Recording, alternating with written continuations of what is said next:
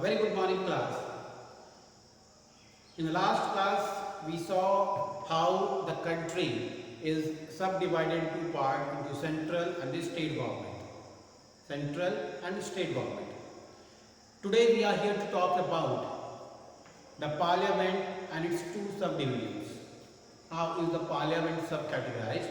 This is what I told you, the definition of democracy propounded by Abraham Lincoln. Abraham Lincoln gave a definition that democracy means government of the people, by the people and for the people. So time and again I have been reminding you about the definition of Abraham Lincoln. It is very important, so do keep in mind. Not only for this class, even for your higher classes, this comes to your frame. It's a short question that comes, that what was the definition of democracy propounded or given by Abraham Lincoln. So do keep in mind, Abraham Lincoln said that it is the government of the people, for the people and by the people. Government of the people, by the people and for the people. Okay. So today we'll talk about how the parliament is the law-making body of our country. Parliament is the law-making body of our country. Whenever some laws are to be framed, to be enforced, those things are to be discussed in the two houses of the parliament, that is the Lok Sabha and the Rajya Sabha. Lok Sabha is even known as lower house, Rajya Sabha is even known as upper house. Page number 36, second para, the central government. The central government or the union of government consists of the president, vice president and council of ministers headed by the prime minister. The body that makes laws is called parliament. The body that frames the law, that makes the law, enforces the law is called the parliament. It has two houses, that is Lok Sabha and Rajya Sabha. We will see one by one what it is. First one is Lok Sabha, or the lower house of the parliament. The Lok Sabha consists of 545 members. Do keep in mind, total number of members in Lok Sabha is 545. LS stands for Lok Sabha. Total number of members is 545, out of which two seats are reserved for Anglo-Indian community. See, this is what we are studying now, but the practical approach or the real approach of today's time is that this seat has been cancelled now and the total number of seats has increased to 551. That is the current scenario. But we will stick to the syllabus, what it says, what is there in your book. It says that total number of seats in the Lok Sabha is 545, out of which two seats are reserved for Anglo-Indian community. Anglo-Indian community, they choose their leaders. The Lok Sabha consists of 545 members, out of which 543 members are elected directly by the people. The two members may be nominated by the president from the Anglo-Indian community. Okay, 543 members are directly elected by the people through the democratic form of government. Means people choose their leaders, people elect their leaders and then send them to lower house or the Lok Sabha. The 543 are indirectly elected by the people, and two members are directly chosen by the president from Anglo-Indian community.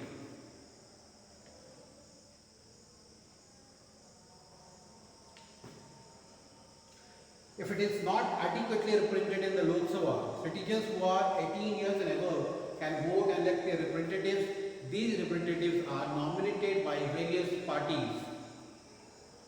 These people who can choose, that is the question, who can elect the leaders? It is the people who have developed UAF, that is Universal Adult Franchisee. Those who are 18 or 18 plus, 18 above, they can choose their leaders. Okay. And what is the age criteria to stand for Lok Sabha election? If you want to be a leader, if you want to stand for the Lok Sabha election, what is the minimum age that is required? The minimum age to stand for Lok Sabha election is 25 years. You should be at least 25 years, then only you can stand for the Lok Sabha election. Okay, so this is about the Lok Sabha. The Rajya Sabha we'll talk about, that is the upper house of the parliament. What it says, how many seats are there, that we'll see. Upper house of the parliament, that is Rajya Sabha.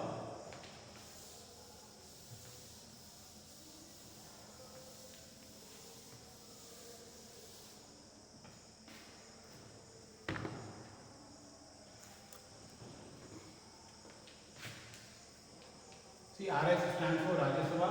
Total number of seats in Rajya Sabha is 245. 245.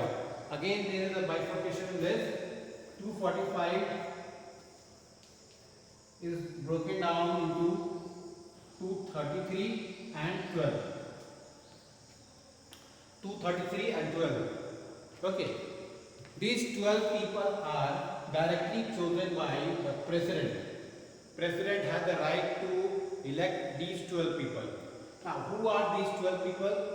Those who have contributed in the development, in the growth, in raising the name and fame of the country. Those people are directly elected. A cricketer like Sachin Tendulkar is a Rajya Sabha member. MS Dhoni is a Rajya Sabha member. Actor like Amitabh Bachchan is a Rajya Sabha member. Sportsman, film stars, legendary people, all those people who contribute in the growth and development of the country's name and fame can be chosen directly by the president, and those people are given 12 seats in Rajya Sabha. The Rajya Sabha at present has 245 seats. Members of the Rajya Sabha are elected for 6 years. Do keep in mind, they are elected for 6 years, and every year 1/3 of them retire. This is the electoral process over there. That in detail we will study in higher classes. 12 members are nominated by the president. Rest of them are elected by the members of legislative assembly. These 12 people are elected by president. Rest of them are elected by the MLAs or members of legislative assemblies. They choose. The members of the Rajya Sabha and the Lok Sabha are called members of parliament. When we refer both of them, members of Lok Sabha and members of Rajya Sabha, we call them members of parliament, or in short we call them MPs. MPs is members of parliament.